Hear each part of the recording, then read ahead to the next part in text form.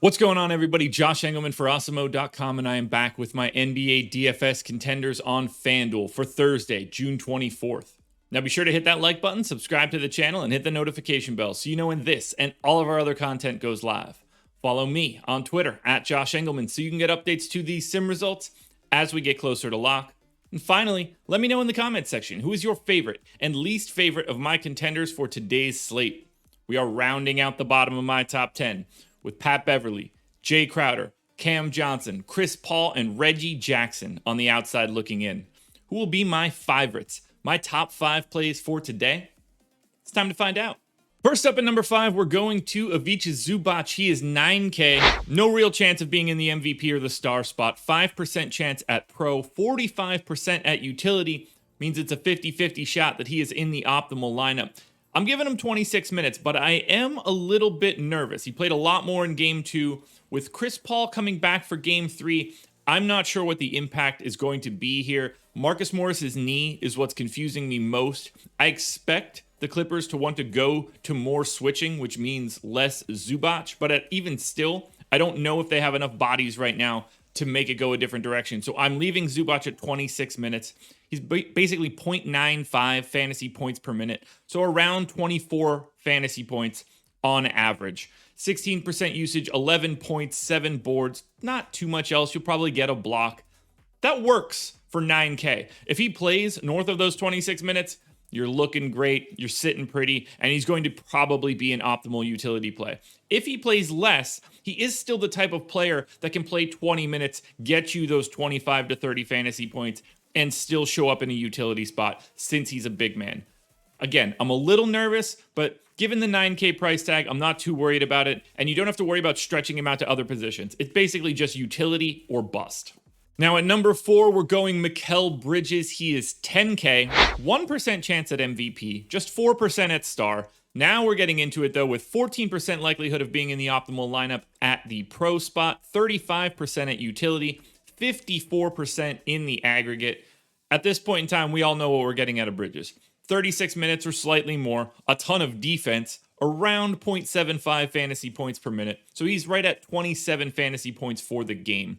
14 points, 4 boards, 2 assists, 2 stocks. That's the big piece. You're hoping when you roster MIKAL Bridges that you get an outlier steal and block game, which isn't crazy because he's one of the best perimeter defenders in basketball. 10K seems like a pretty reasonable price. I do like the idea of going to him a little bit more in the pro spot. I think it's just a spot where if he does have an outlier day, getting Bridges in at pro is probably going to be a little bit higher than what his ownership shows. Could be a nice GPP play. Next up at number 3, we're going DeAndre Ayton. He's 13,000. 9% chance of being at the MVP spot, 19% at star, 22% at pro, and just 5% at utility. So you can kind of use Ayton wherever you would like. The salary is a little bit too high for that utility spot, but nothing crazy. Definitely want to keep him in the star and pro for the large majority of your lineups. 56% chance of being in the optimal. He's playing monstrous minutes. I've got him in for 36. He's right at a fantasy point per minute. He's doing a lot in this series, and it's not just tip-in dunks with 9/10 of a second left. 35 fantasy points here, 17 points and 10 rebounds, so you're expecting a double-double right out of the gate. An assist, a block, maybe a steal. He's going to do a little bit of everything out there, and you're expecting to get the minutes, barring any foul trouble. Keep Ayton largely locked into star and pro, and if you want to get really, really crazy, drop him into the MVP spot. If he's on the receiving end of a lot of Chris Paul pick and rolls, maybe it ends up being a monstrous DeAndre Ayton day. Then at number 2, we're going to Devin Booker. He's 14,500. 25% chance at the MVP, 27% chance at star, 9% at pro, and just 1% at utility. That gives you 62% likelihood Booker is in the optimal lineup. Now he's clearly going to take a mild step back with Chris Paul back in the lineup. He just has to. There are more touches for someone like Chris Paul is not crazy. That doesn't mean Booker's worse, but you just don't get the same sort of upside. So I've got him in for 40 minutes, just north of a fantasy point per minute, basically 1.05, 42 fantasy points, 29 real points. He's going to see the usage come down just slightly. 5 boards, 5 assists, maybe a stock. You're looking for big scoring, but it's easier to find that scoring with the number 1 guy, no surprise. just given the makeup of both teams. So Booker at the star, probably going to be pretty popular. I think sneaking him into the pro a little bit, depending on where the ownership is, could be an interesting way to get different on FanDuel. But I'm not telling anybody anything they don't already know. Devin Booker is the best option you could have on FanDuel in a single game format on the Suns, bar none. Now, before we get to that number one contender, one last reminder, hit the like button, subscribe to the channel, hit the notification bell so you know when everything goes live, and then go to Twitter and follow me at Josh Engleman. Only place you're getting updates to my sim results as we get closer to lock. And finally, comment section underneath this video, favorite contender, least favorite contender, and the guy that you thought was going to be on this list that you do not see. This one's pretty easy. The unquestioned number one contender on FanDuel for today is Paul George. He's 15K.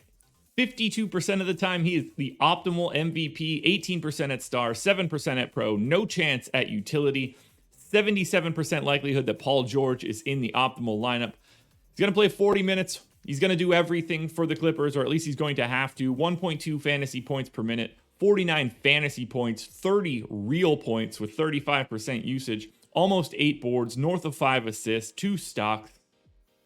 What's not to like here? You guys know exactly what's going to happen for Paul George. If the shots are falling, he's going to have a monster day. If they're not, he's still most likely the highest scorer for the Clippers. They just don't have another guy on the team outside of probably Reggie Jackson that can truly keep up with Paul George. So even at 15K, the most likely MVP and the most likely optimal lineup guy is Paul George.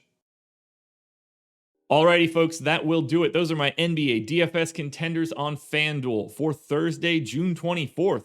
Still no process show. Sorry, guys. DraftKings version of this video is around here somewhere. Check out the breakfast menu when those bets drop. Myself and Ben Raza. Strategy show at 10 a.m. with Laffy. Can't miss it. And then I am back on Live Before Lock tonight, 8 p.m. Eastern. Myself and Rinpack breaking it all down before tip-off. Good luck tonight, everybody. I'll talk to you again tomorrow morning for another edition of the Contenders.